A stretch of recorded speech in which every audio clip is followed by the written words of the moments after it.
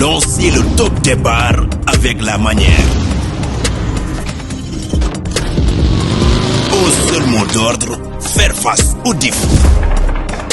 Un mental de gagnant pour célébrer la victoire, notre victoire à nous. Bougeons ensemble pour notre santé.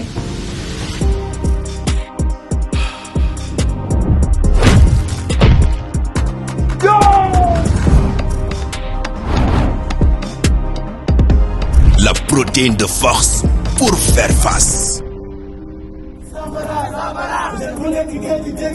Les 5, 6, 7 juillet à la place du souvenir de Dakar. Festival Eric Favre Sport et Santé. Pékin et Fass. Il y avait quelques petites années derrière. Les derbys les plus explosifs de la lutte, c'était les derbys Pékin-Fass. Mais quand les Balla Gaye de Modulo Eumeu Sène ont pris les rênes de ce sport-là, ils ont délocalisé les derbys. Et là, on parlait de derby Pékin, Parcelles, Guédiawaye, Parcelles, Pékin, entre autres. Mais nous, on sait que les derbys entre Pékin ont toujours été des derbys très explosifs, très polarisants. Donc, le combat-là nous fera revisiter les derbys classiques entre Fass et Pékin. L'ancienne gloire, Pape Diop Bosson, en était tellement soulagé, tellement content. Voilà, ce derby-là, ça polarise toutes les attentions, toutes les passions, et c'est très attendu. Ama Baldé avait échoué contre Modou Lô le 5 novembre 2023. C'était un combat où il avait tellement communiqué jusqu'à ce que le combat soit ficelé qu'on pensait que Ama Baldé avait toutes les chances à jouer dans ce combat-là. Mais malheureusement, Modou Lô lui avait montré qu'il n'est pas une proie facile. Gris Bordeaux, il sort d'une défaite contre Balla Gaye 2, mais tout le monde sait comment il avait perdu ce combat-là. Gris Bordeaux n'avait pas respecté ce combat-là. Il ne s'était pas préparé comme il se devait. Finalement, il avait perdu le combat. Mais pour ce choc contre Ama Baldé, Gris Bordeaux a accepté de se faire encadrer. C'est-à-dire qu'il a accepté de travailler sous la conduite de la direction technique de l'écurie de Fass. Il accepte, comme on le disait à Modou Lô, de s'affronter avec ses jeunes frères, qui sont beaucoup plus frais que lui. Et donc, il a des sparring partners vraiment de taille, vraiment de qualité. Oui, on peut citer Lac Rose, Serigne Ndiaye numéro 2, voilà. Pape Ndoye. Ce sont des lutteurs qui peuvent lui créer des difficultés à l'entraînement.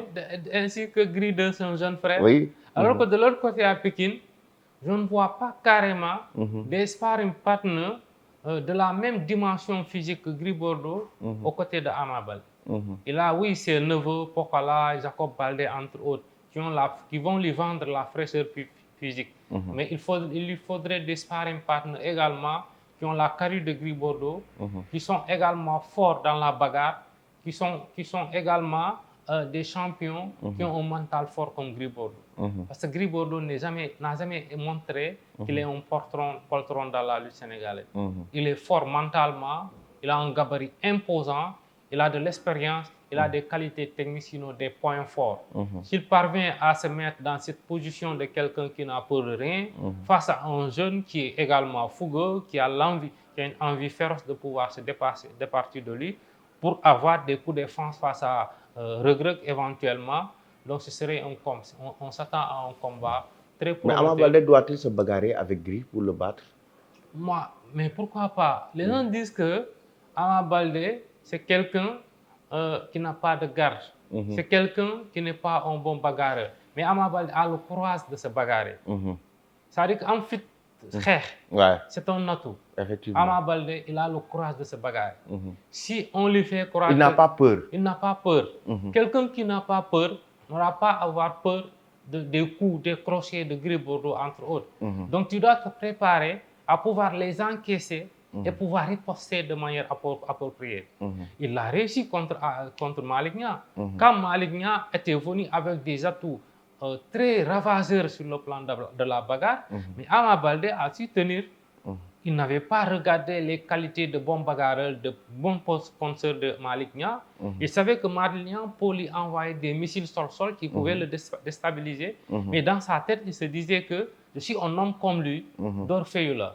Il va me frapper, je vais riposter. Il refrappe, je vais riposter. Donc c'est dans cet état d'esprit-là qu'il n'aura plus rien à craindre chez Gris Bordeaux, que ce soit sur le plan des qualités techniques, de la bagarre, que sur le plan mental. Et s'il ne calcule pas Gris Bordeaux, pour moi, il y a des aptitudes pour pouvoir le freiner. La dernière chance pour Gris Bordeaux, Pas lui qui porte le drapeau de Fass, 3e tigre de Fass. Pas une dernière chance. Gris Bordeaux, une défaite. C'est catastrophique pour lui. Ce serait catastrophique pour lui, mais il sait gérer ça. Gris Bordeaux peut sortir d'une défaite et communiquer comme s'il a gagné. Comme il a gagné. Ouais. Donc facilement, il s'en sort. Depuis 2015, il n'a pas obtenu de victoire contre Tyson. Le troisième, c'est le 3e tigre de Fass. Il reste un champion de la Médina, un champion de Dakar. Même s'il sort de défaite, cela ne va pas beaucoup l'affecter. Parce que le plus important, c'est que Gris va rester dans la catégorie des VIP et va continuer à brasser des millions. Ama Baldé, en cas de défaite, c'est comme si c'est le monde entier qui tombe sur lui. Parce que ce serait 2 défaites de suite pour un espoir de la lutte sénégalaise. Quant à Gris Bordeaux, on dira qu'il n'a plus rien à prouver. Mais pour Ama Baldé, il va reculer d'un cran derrière.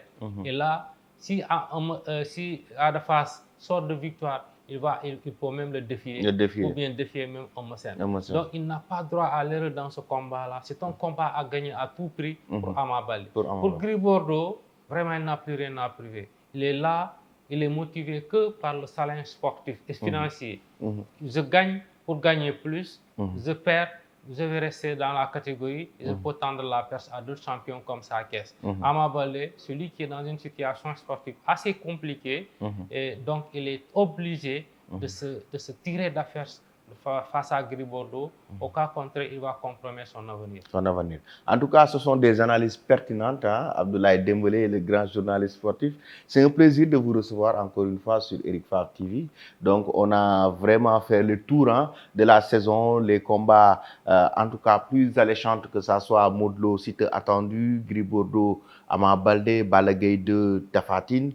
En tout cas, c'est un réel plaisir d'avoir entretenu cet entretien avec vous sur Eric Favre TV. Un plaisir partagé, parce que quand vous faites en face d'un journaliste chevronné, un journaliste qui a une très grande renommée, qui a une très grande crédibilité, qui pose des questions pertinentes et qui ne vexe pas l'interviewé, on a cette envie de faire face à lui. Parce que tu es trop suivi, donc tu as de l'audience par rapport à tes interviews. Et je pense que ceux qui nous suivent doivent pouvoir beaucoup plus partager cette vidéo-là pour que l'interview puisse avoir une audience forte. Je te remercie également et je t'exprime toutes mes félicitations encore et tous mes encouragements. Tout ce que j'ai dit à propos de ces combats-là, au sujet de ces combats-là, c'est des analyses personnelles. Cela ne veut pas dire que je suis un dieu, un expert en matière de lutte.